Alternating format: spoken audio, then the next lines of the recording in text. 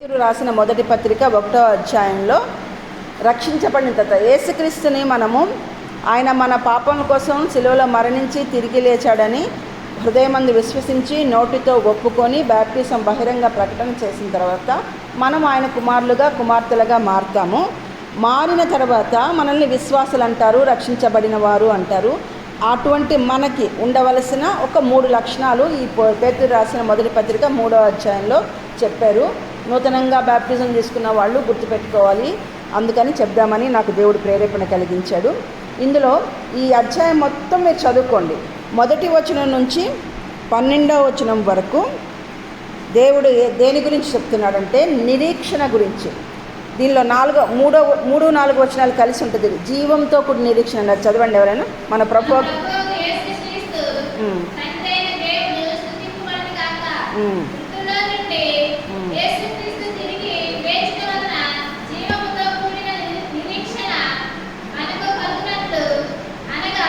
అక్షయం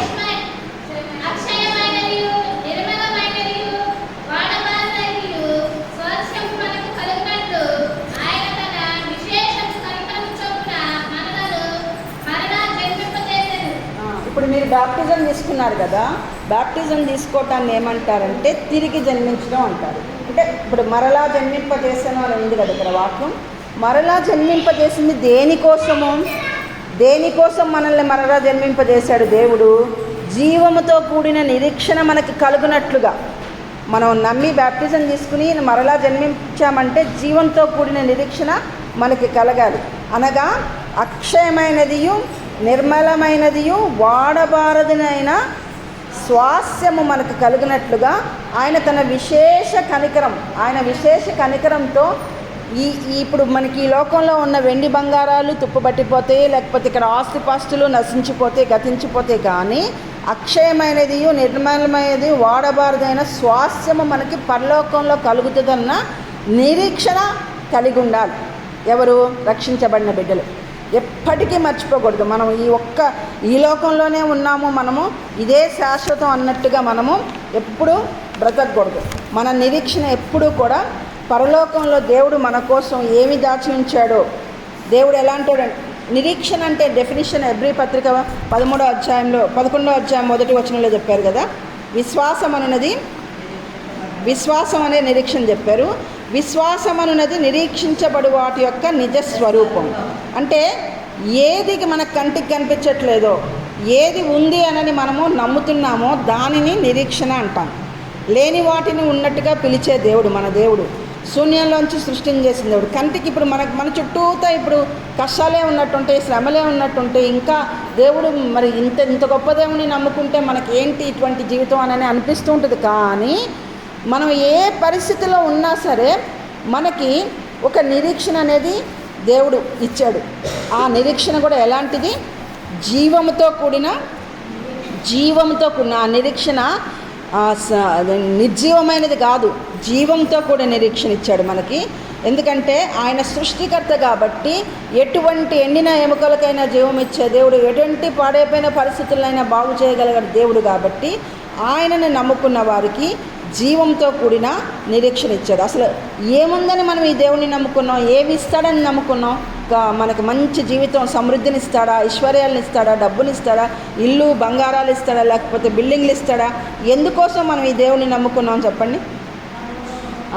పరలోకంలో ఒక స్వాస్థ్యం మనం చనిపోయిన తర్వాత ఈ లోకంలోని ఆశీర్వాదాల కోసమే మనం ఈ దేవుడిని నమ్ముకుంటే మనంత దౌర్భాగ్యులు ఇంకొకరు లేరు అని చెప్పేసి వాక్యం చెప్తుంది. 1 కొరింథీ 15:19 ఉందనుకుంటుంది. ఎక్కువ చెప్పాలంటే సమయం ఎక్కువ అవుతుంది, రిఫరెన్స్లు అన్నీ చదవాలంటే. 1 కొరింథీ 15:19 చదవండి. ఈ జీవితకాలం మటుకే మనం క్రీస్తునందు ఇప్పుడు నిరీక్షణ గురించి మనం చెప్పుకుంటున్నాం కదా. ఈ నిరీక్షణ మా పిల్లాడు బాగా పాస్ అవ్వాలి, లేకపోతే మా పిల్లాడికి ఉద్యోగం రావాలి, లేకపోతే నాకు సొంత ఇల్లు కావాలి, ఈ జీవితం, లేకపోతే నాకు సమృద్ధి ఉండాలి, నాకు అనారోగ్యం ఉండకూడదు, నాకు స్వస్థత, దీనికోసమే నిరీక్షించే నిరీక్షణ కాదు ఇది. మనం నమ్ముకున్న దేవుణ్ణి ఈ నిరీక్షణ ఈ జీవితకాలం మటుకు కాదు. కానీ ఇంకా దేనికోసం చెప్పండి? చదవండి. మనుషులందరికంటే ఈ జీవితకాలం మట్టుకే మనము నిరీక్షిస్తే మనుషులందరికంటే దౌర్భాగ్యం అవుతూ ఉంటాం. మనము ఈ జీవితం కోసమే కాదు, రాబో జీవనం కోసం కూడా నిరీక్షణ కలిగి ఉండాలి. ఇంకో చోట చెప్పబడింది, 1 కొరింథీ 2:9 చదవండి.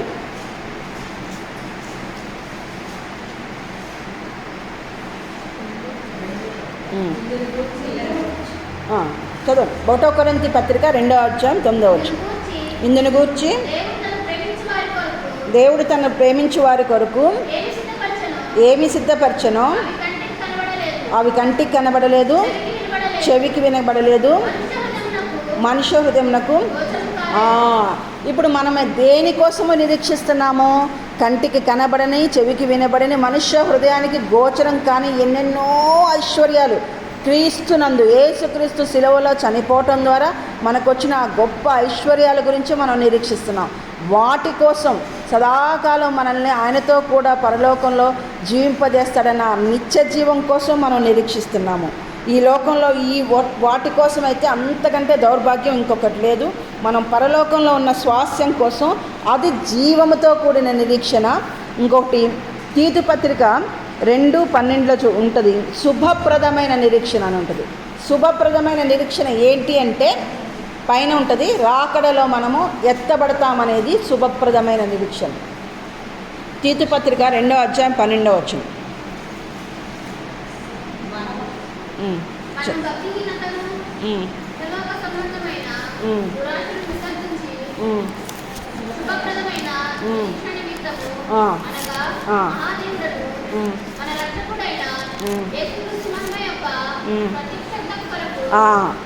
మన రక్షకుడైన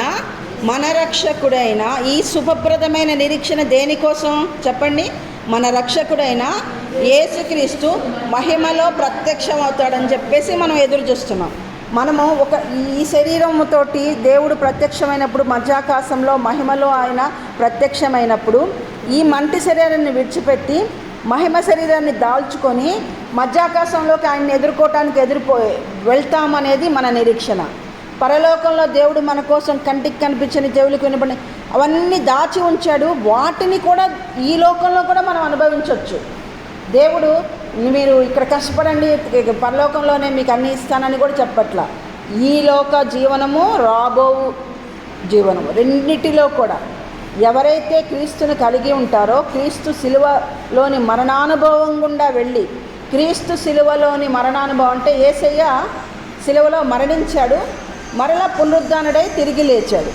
మనం కూడా పాపముల కోసమై మరణించాలి, అంటే క్రీస్తు శిలువలో మరణానుభవానికి వెళ్ళటం, తర్వాత తిరిగి నూతన జీవము, పరిశుద్ధత కోసము తిరిగి లేచినట్లుగా మనము జీవించాలి. అప్పుడే మనకి ఈ క్రీస్తులో ఉన్న ఐశ్వర్యాలన్నీ వస్తాయి. ఆ నిరీక్షణ మనము కలిగి ఉండాలి.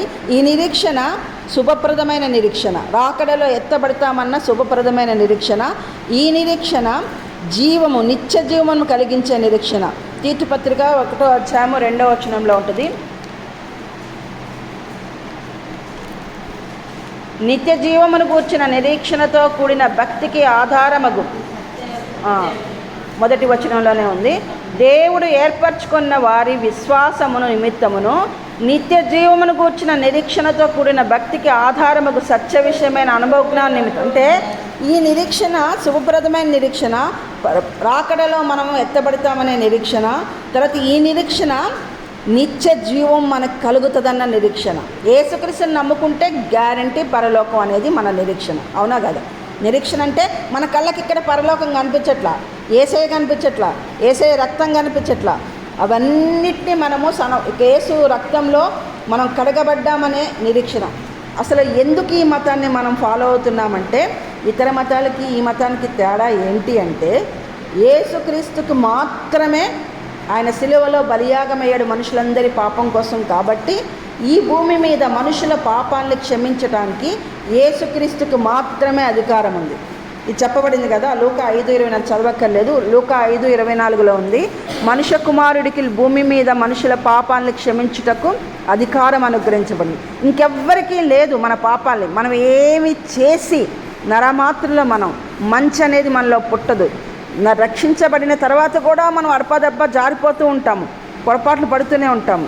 కానీ ఎప్పటికప్పుడు లేస్తూ ఎప్పటికప్పుడు ప్రార్థన చేసుకుంటూ దేవునితో సహవాసం కలుగుతూ మన పరిశుద్ధతను కాపాడుకోవాల్సిన వాళ్ళమే ఉంటాం. ఈ నిరీక్షణ మనల్ని నిత్య జీవం అనుగ్రహించే నిరీక్షణ. తర్వాత ఈ నిరీక్షణ మనల్ని సిగ్గుపరచదు. రోమా 5:5 అందరికీ తెలిసిందే, చదవక్కర్లేదు. ఈ నిరీక్షణ మనల్ని సిగ్గుపరచదు.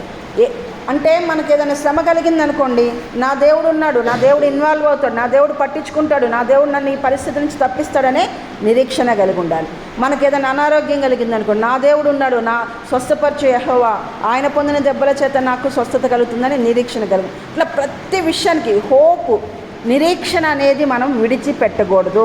ఒకవేళ ఏదైనా సబ్జెక్ట్లో ఫెయిల్ అయినా చదువుతున్న వాళ్ళు తప్పకుండా ఇంకోసారి దేవుడు నన్ను పాస్ చేస్తాడు, ఇంకోసారి ఇది పోతే ఇంకొక ద్వారం, ఒక్క ద్వారం మోయబడితే దేవుడు మన కోసం 10 ద్వారాలు తెరుస్తాడు అనే నిరీక్షణ కలిగి ఉండాలి. నిరీక్షణ, విశ్వాసం, రక్షించబడిన ఏ వ్యక్తి కూడా నిరీక్షణని ఎట్టి పరిస్థితుల్లో విడిచిపెట్టకూడదు. రెండవ లక్షణం ఏంటంటే, రెండవ లక్షణం ఈ తీతు పత్రిక 1వ అధ్యాయం మొత్తం మనం చదువుతున్నాము.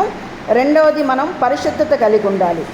1వ పేతురు పత్రిక 1వ అధ్యాయం 13 నుంచి 22 వచనాలలో ఈ పరిశుద్ధత గురించి చెప్పబడింది. పర్టికులర్గా 14, 16 వచనాలు చదవండి. 14 నుంచి 16 వరకు.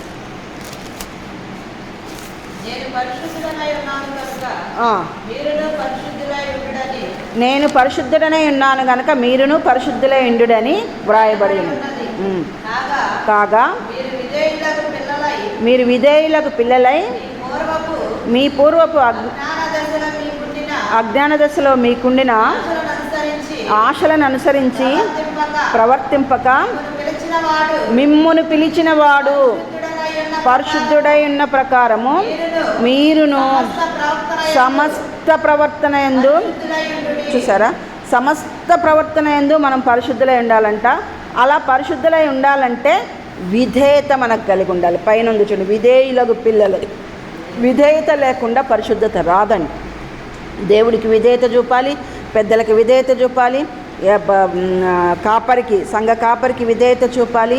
అవిధేయత ఉన్న వాడిలో పరిశుద్ధత కలగదు. దేవుడు మనల్ని పిలిచిన దేవుడు పరిశుద్ధుడు, మనల్ని పరిశుద్ధుడిగా ఉండమని చెప్తున్నాడు. కాబట్టి మనము పరిశుద్ధత కోసము ప్రాకులాడాలి. సమస్త వ్యర్థ ప్రవర్తనను విడిచిపెట్టాలి. కిందంతా ఉంటుంది చూడండి, వ్యర్థ ప్రవర్తనను విడిపించాలి. ఎందుకు అంటే అమూల్యమైన రక్తము చేత, అనగా నిర్దోషమును నిష్కలంకమ్మకు గొర్రెపిల్ల వంటి క్రీస్తు రక్తము చేత మీరు విమోచింపబడతారని మీరు ఎరుగుదురు కదా. యేసయ్య అమూల్యమైన రక్తం చేత మనం విమోచింపబడిన వారం కాబట్టి మనం పరిశుద్ధత కలిగి ఉండాలి. ఎట్లా అంటే, ఇప్పుడు ఇది ఒక తెల్ల క్లాత్ అనుకోండి, ఇక్కడ ఒక మురికిది ఉందనుకోండి, దేవుడు మనల్ని ఉన్నపాటున పిలిచి రక్షిస్తున్నాడు. మనం ఇంకా పాపంలో ఉండగానే ఆయన పిలిచి మనల్ని మన పాపాలన్నింటినీ క్షమించి రక్షిస్తున్నప్పుడు తండ్రి అయిన దేవుడికి మనం ఎలా కనిపిస్తామంటే, మన పాపాలన్నిటి మీద ఆయన పరిశుద్ధతని మన మీద కప్పుతాడు. ఇప్పుడు ఇక్కడ ఒక మురికి ఉంది, ఈ మురికి కనిపించకుండా ఇది కప్పేస్తే ఆ కింద మురికి కనిపిస్తుందా? కనిపించదు కదా, పైన ఉన్న తెల్లదే కనిపిస్తుంది కదా. అట్లా మనల్ని పిలిచినప్పుడు దేవుడు మన మీద యేసయ్య రక్తాన్ని కప్పేస్తాడు. యేసయ్య రక్తం గుండా చూస్తే తండ్రి అయిన దేవుడికి మనలోని పాపాలు కనిపించవు పిలిచినప్పుడు. ఆ తర్వాత మనము దినదినము దేవునిలో ఎదుగుతూ ఒక్కొక్కటి మనలో ఉన్న దుర్గుణాలు, పాపపు మునుపటి ప్రవర్తన అన్నిటినీ మనము మార్చుకుంటూ దేవునితో సహవాసం చేస్తున్న వాళ్ళలోనే మార్పు ఎక్కువ వస్తుంది. వాక్యం బాగా చదివే వాళ్ళల్లోనే మార్పు వస్తుంది. వాక్యం చదవకుండా, ప్రార్థన చేయకుండా, ఆదివారం చర్చికొచ్చి పరిశుద్ధుల సమూహంతో, సమాజంతో కలిసి ఆరాధనలో పాల్గొనకుండా ఉన్న వాళ్ళకి పరిశుద్ధత కలగదు. లోకంలో కలిసిపోయే ఛాన్స్ చాలా ఉంటుంది. ఎందుకంటే సాతానుడు గర్జన సింహం వల్ల తిరుగుతూ ఉంటాడు, ఎవరిని మింగుతుడా అని. కాబట్టి ఈ 3 రక్షించబడిన వ్యక్తి ఈ 3 లక్షణాలు ఎట్టి పరిస్థితుల్లో విడిచిపెట్టకూడదు. అనుదినము వాక్యం చదవాలి, అనుదినము ప్రార్థన చేసుకోవాలి.